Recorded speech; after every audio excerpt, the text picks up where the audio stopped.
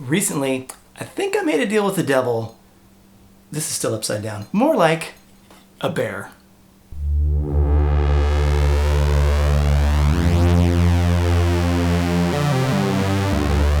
Alright, first things first. This thing's annoying. Let me just...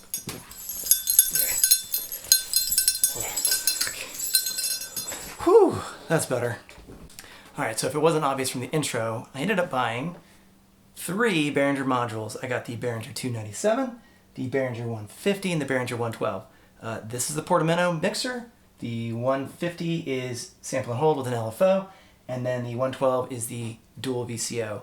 And like, if you know anything about Behringer and its role in like music equipment, you know that it's sometimes a controversial subject, I guess.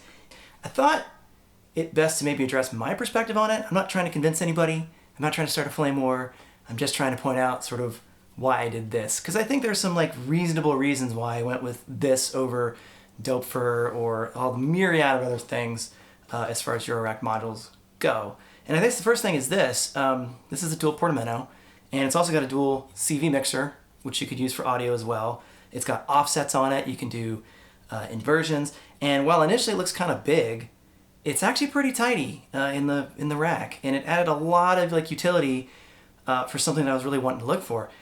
It does have some caveats, and I think I'll get to that maybe a little bit later, as it's Behringer, so of course it's going to have some caveats. But you know, overall I like this, and I could not find a solution that fit in this size and the amount of HP that did a lot of what I wanted. There are some alternatives to these, the VCOs in particular. Like, you can find myriad of VCOs, so like I guess there an argument can be made of like why I got those. But I think the portamento and the sample and hold, you know, I found modules that were like super complicated and awesome. Maths, of course, everybody talks about.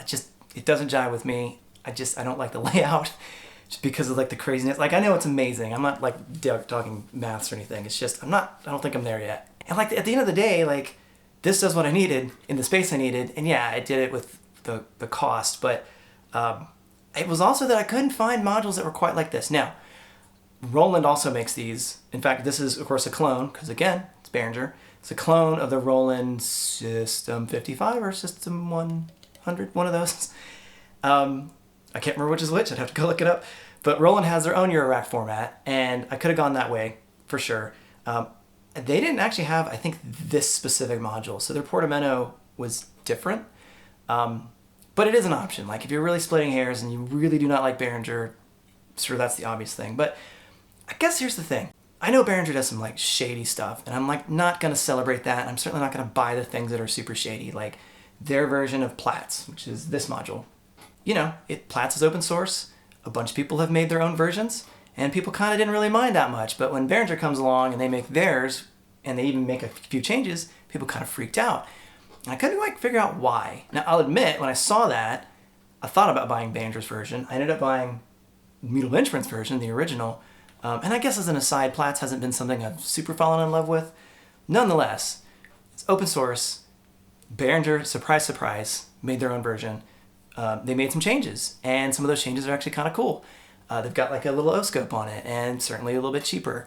But like, if you look at some of the general stuff, like you can't see it in the frame, but I've got a DeepMind 12. It's not a Juno 106. It doesn't have a keyboard. It sits nicely in my rack. It's got onboard effects. It sounds amazing and does what I want it to do. Granted, the chorus maybe doesn't sound as good, but Starsky Carr had a recent video. Can I do the YouTube fingery thing? I don't know. He made a really good video about vintage synths and had a lot of really good points. I've wanted a Juno 106 since I was in high school. We don't need to do the math. Okay, it was some time. Never have had one. And now I'm kind of glad I don't, and I'm glad I actually do have the DeepMind, because it's more compact.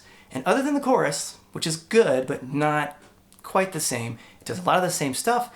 And I mean, to Behringer's credit, they like extended it. I mean, it's not just a Juno 106 clone. It maybe started that way, but they kind of added some cool features. I would say these are probably more cloney, but they did do a couple clever things. Like, this is a combination module, what used to be separate modules. I guess the clone thing I don't completely subscribe to, because so many people have cloned software versions of, you know, the rack that's next to me. I think there's a clone of basically every single thing.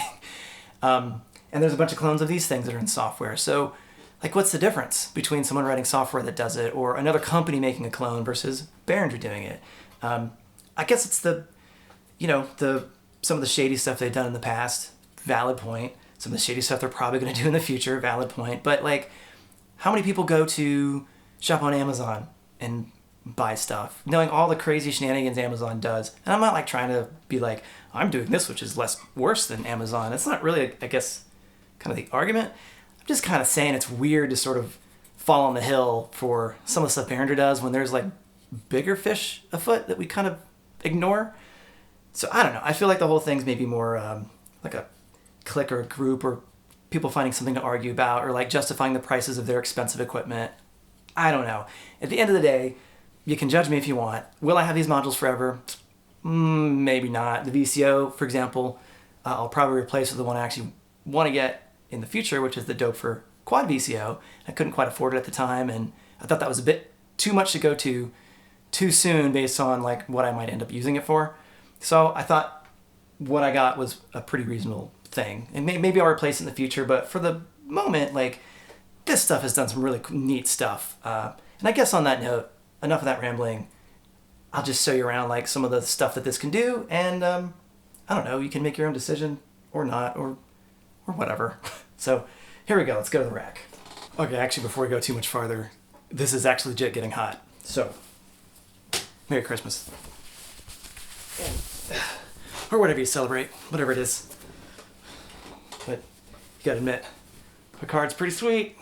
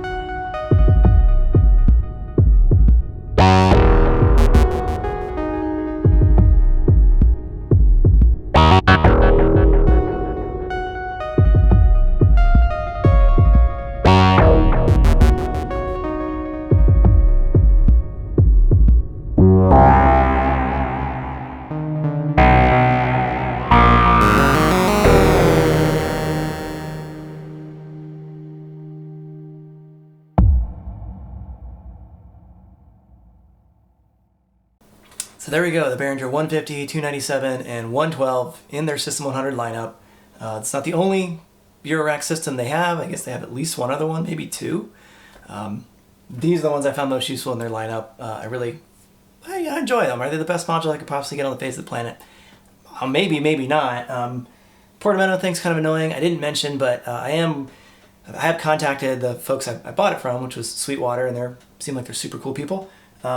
And I buy everything from Sweetwater. I've been buying stuff from boutique Eurorack sellers as well, but I've had a pleasant experience with them.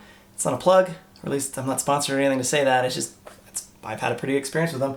And so far they've been really helpful in at least helping me figure out what might be going on. I don't know the outcome of that. This is maybe just the portamento function is maybe just the way Behringer intended. We'll see how that goes. Even with those caveats, I still like it. You know, it's typical Behringer, but it does work, and I've been pretty happy with it. And hopefully you saw from the demo, you can make some really pretty cool stuff with it. So if you like what you saw, or even if you didn't and you want to support us, best thing you can do is check us out. Victimcash.com is the actual, I guess, music page is music.victimcache.com. And whatever you want to do, have a safe, good holiday season. And till next time, whenever I figure out what to do for the next video and have time to do it.